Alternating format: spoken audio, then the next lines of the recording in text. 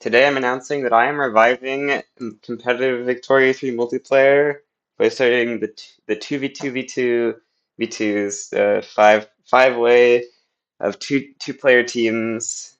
And so we're gonna start out here with just some of the most important rules, which is gonna be you draft. Team one starts out with their first draft, then each team gets their first draft in order, and then the reverse order. I think this is called a snake draft, so it'd be 1, 2, 3, 4, 5, 5, 4, 3, 2, 1 in terms of which team gets to draft. And that's going to lead to some pretty interesting picks, I think, that are going to be pretty reasonable. The East India Company is going to be released from the UK because I think that's going to be necessary in order to have the number of picks match correctly with how I think countries will be picked, because otherwise you're not going to have enough strong countries. Because I think UK and France are clearly the strongest countries, and it's not very close between other countries. And so we need 8 strong powers, or else there's going to be balancing problems. For scoring, we're using the flat GDP growth of your team. So if you start with 25 million and you get to 30 million throughout your full team's GDPs, then that's going to be 5 million as your score, and then we'll divide it by the total score of everyone else to get your percentage of the points acquired.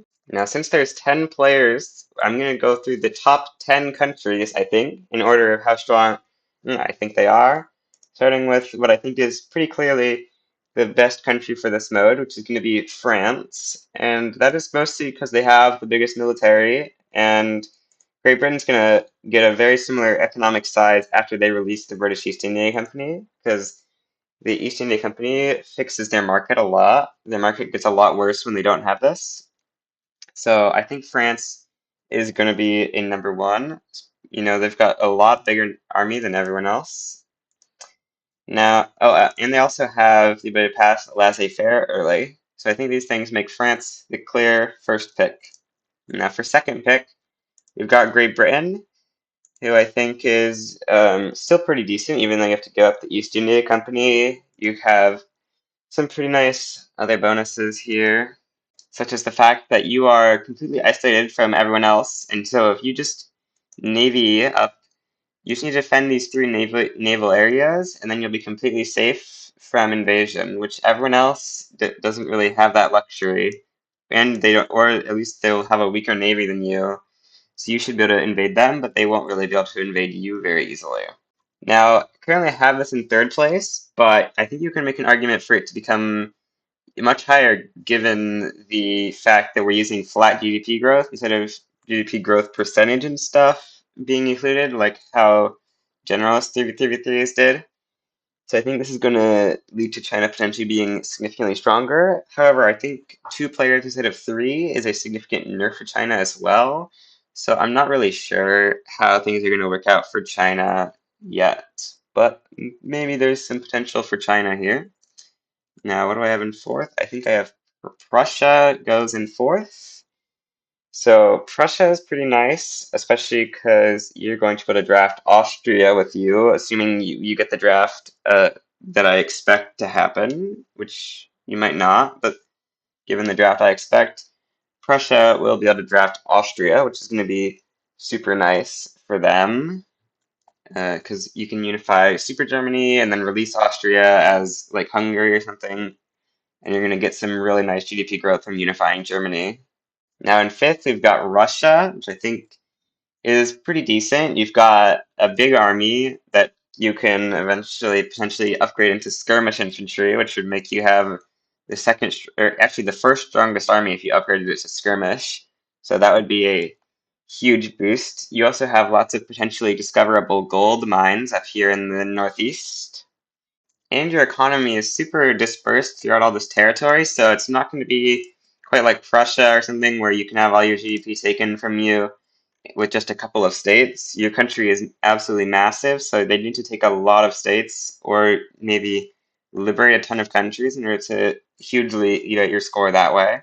Now, in sixth strongest, I have the East India Company, which is a little bit tough to play. You have to remember to release all your subjects day one if you want to go Bengal, which you probably do want to go Bengal, because Bengal will let you get rid of discrimination, although maybe discrimination just isn't too much of an issue now that cultural exclusion is your starting law.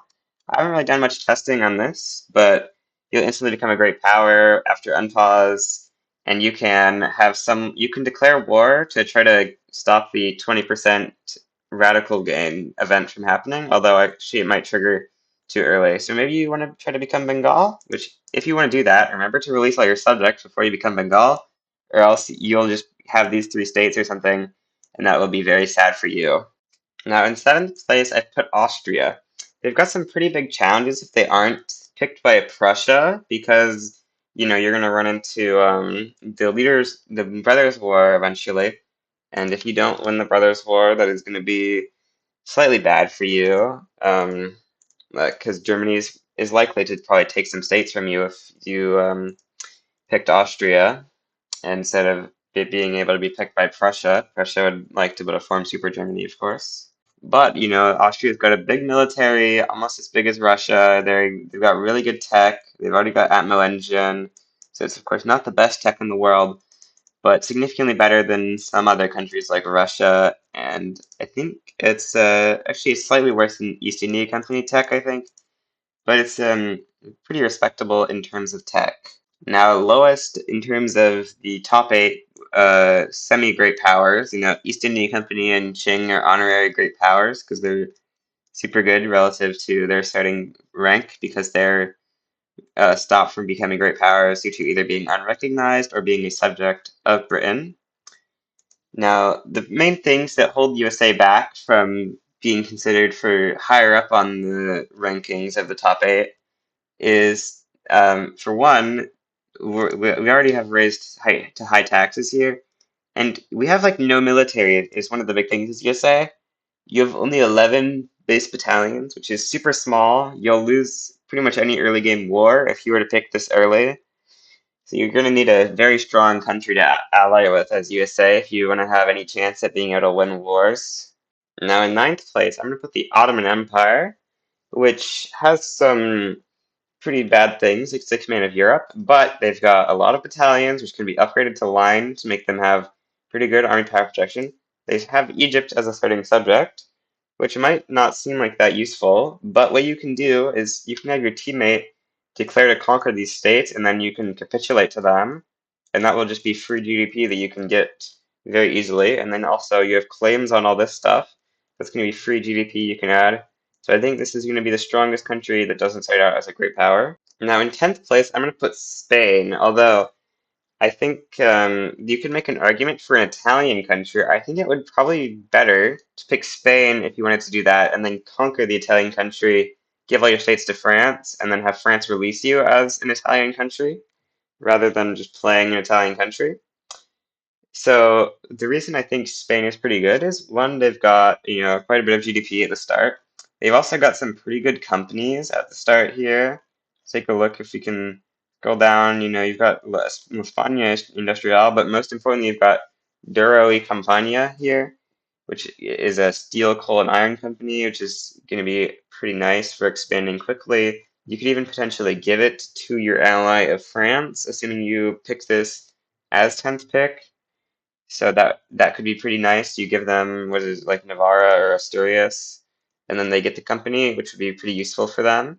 Now that leaves me with my current understanding of how I think the draft will go, which is not certain, but this is just what my current guesses are, which is that France is going to get picked first, and then they're going to pick as their ally Spain. Then UK is going to get picked second, and their ally that they pick later on is going to be the Ottoman Empire. Then in third, we're going to have Qing be picked, who's going to pick USA as their ally. This one is the one I'm least certain about. Then we've got Prussia, who I think is going to pick Austria as their ally. We've got Russia, who I think is going to pick East India Company as their ally. Now, which of these do I think is strongest? Definitely going to be Russia with East India Company as their ally. But I think that they're all relatively close in strength, so it's going to be interesting to see how the game happens.